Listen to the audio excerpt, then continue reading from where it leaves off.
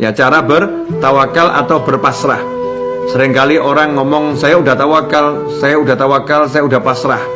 Tapi seringkali juga orang yang ngomong pasrah sebetulnya dia salah, karena dia sebetulnya bukan pasrah tapi menyerah. Ya, pasrah dengan menyerah itu berbeda.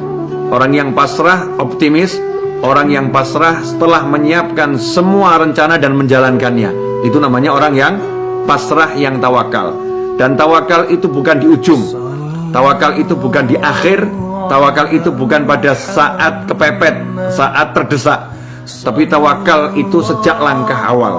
Karena arti tawakal adalah menyerahkan semuanya kepada Allah Subhanahu wa ta'ala. Maka sejak mulai melangkah dan sebelum melangkah dan tanpa pernah berhenti selama-lamanya, manusia harus bertawakal, pasrah kepada Allah Subhanahu wa ta'ala. Kita akan belajar dari Sayyidina Hatim Al-Asam radhiyallahu anhu. Suatu hari seorang bertanya kepada Hatim Al-Asam radhiyallahu anhu, bagaimana cara bertawakal, pasrah kepada Allah Ta'ala.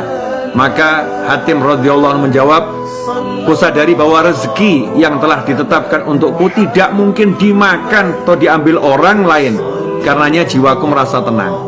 Jadi nomor satu, kalau kita mau pasrah, mau tawakal bab rezeki ini, kita harus sadar bahwasanya rezeki kita tidak mungkin diambil orang lain.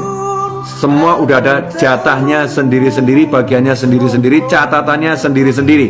Rezeki kita akan jadi milik kita, nggak mungkin jadi milik orang lain. Rezeki orang lain nggak mungkin jadi milik kita, akan tetap jadi miliknya. Nah, kalau udah tahu seperti itu, kata Hatim Al-Asam radhiyallahu anhu, maka hati akan tenang ketika berbisnis, ketika berusaha, ketika berikhtiar. Sejak awal itu tenang mengharapkan rezeki dari Allah Subhanahu wa ta'ala, dan tidak ribut dengan rezekinya orang lain, tidak iri, tidak dengki, fokus pada apa yang harus dikerjakan sesuai yang diajarkan oleh Allah Subhanahu wa ta'ala.